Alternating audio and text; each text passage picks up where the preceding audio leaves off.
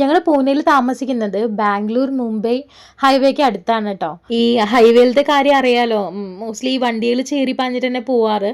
പക്ഷേ ഇവിടെ കുറച്ച് ആക്സിഡൻറ്റ്സ് എപ്പോഴും കുറച്ച് കൂടുതലായിട്ട് ആക്സിഡൻറ്റ്സ് നടക്കാറുണ്ട്. പക്ഷേ ഇന്നലെ ഉണ്ടല്ലോ മേജർ ഒരു ആക്സിഡൻറ്റ് നടന്നു കേട്ടോ ഇവിടെ. നമ്മുടെ വീട്ടിൽ നിന്ന് നോക്കിക്കഴിഞ്ഞാൽ തന്നെ ഈ ഹൈവേ കാണാം കേട്ടോ. 10-200 മീറ്ററിൻ്റെ ഡിസ്റ്റൻസ് തന്നെ ഉള്ളൂ. അപ്പോൾ ഇന്നലെ ഒരു 4-5 മണി കഴിഞ്ഞപ്പോൾ ഉണ്ടല്ലോ വണ്ടികൾ ഇങ്ങനെ ഉരുളണ ഒരു സൗണ്ട്, അതായത് നമ്മുടെ സ്പീഡ് ബ്രേക്കർ കൂടെ സ്പീഡിൽ പോയി കഴിഞ്ഞാൽ കിടക്കിട്ട് ഇങ്ങനെ ശബ്ദം കേൾക്കുമല്ലോ, അങ്ങനത്തെ ശബ്ദം. ഞാൻ വിചാരിച്ചു മോസ്റ്റ്ലി അങ്ങനത്തെ ശബ്ദങ്ങൾ കേൾക്കാറുണ്ട് റോട്ടിൽ നിന്ന്, അപ്പോൾ അതായിരിക്കുന്നുള്ളൂ. പക്ഷേ അല്ലായിരുന്നു, ഇന്നലെ ആ ആക്സിഡൻറ്റ് നടന്നതിൻ്റെ സൗണ്ടായിരുന്നു കേട്ടോ കേട്ടത്. ട്രക്കിൻ്റെ ബ്രേക്ക് ഫെയിലിയർ ആയിട്ട് ട്രക്ക് വന്ന് 10-20 വണ്ടികളെയാണ് ഇടിച്ച് തെറിപ്പിച്ചിരിക്കുന്നത്. അത് കുറച്ച് സർവീസ് റോഡ് ഉണ്ടായിരുന്നു, അതിനകത്തേക്ക് വീണു കുറച്ച് വണ്ടികൾ.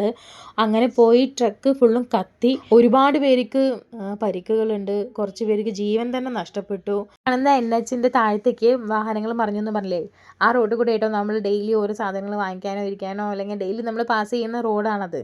ആ ഏരിയനെ സെൽഫി പോയിന്റ് എന്നാട്ടോ വിളിക്കാറ്. അവിടെ ചെറിയൊരു ഗാർഡൻ സെറ്റപ്പും ജിമ്മിൻ്റെ സെറ്റപ്പൊക്കെ ഉണ്ടായിരുന്നേ.